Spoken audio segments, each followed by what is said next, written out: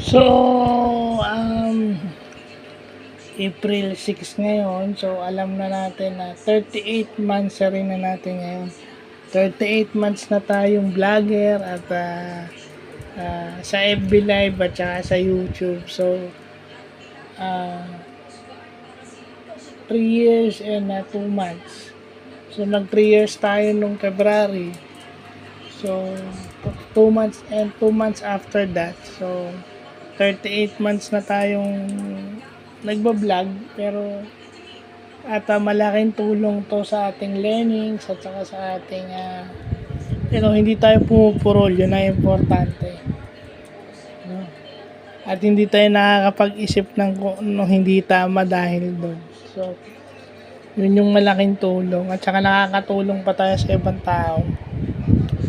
So yun, sa mga subscribers at sa mga nanonood ng FB Live, salamat and God bless.